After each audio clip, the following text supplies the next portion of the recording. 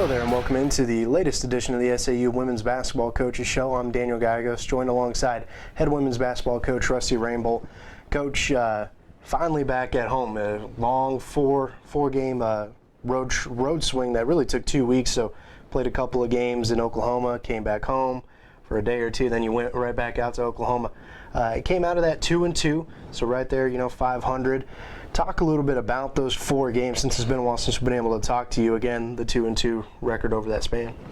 Yeah, that was a long road trip.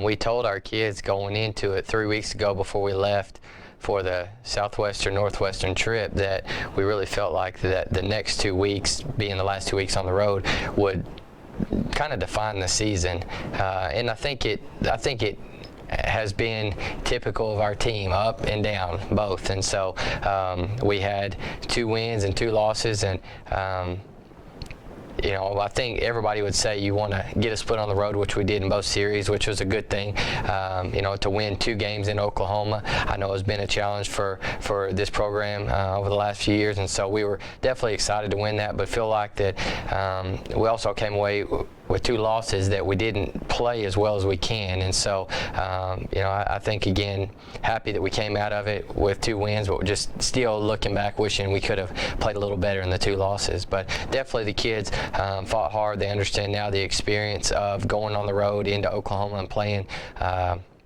tough competition, which all these girls for the most part are new and doing. And so it was a learning experience for all of us.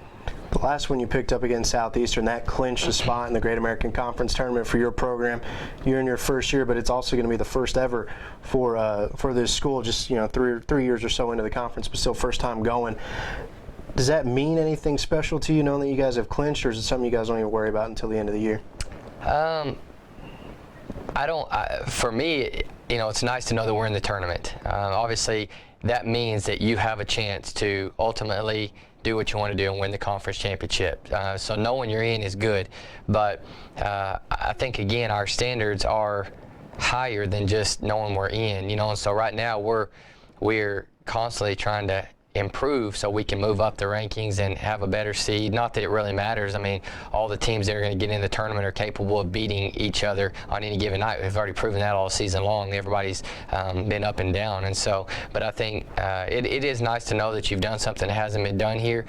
It's nice to see where we started and where we're at right now, having a winning record at this point in the season with 5 games left. But we're still just focused on trying to win every game, as everybody is, but just to continue to improve and finish the season the best we can. The game on the front burner is tonight's contest against Southern Nazarene. The first time you guys played them, it was on the road at Southern Nazarene.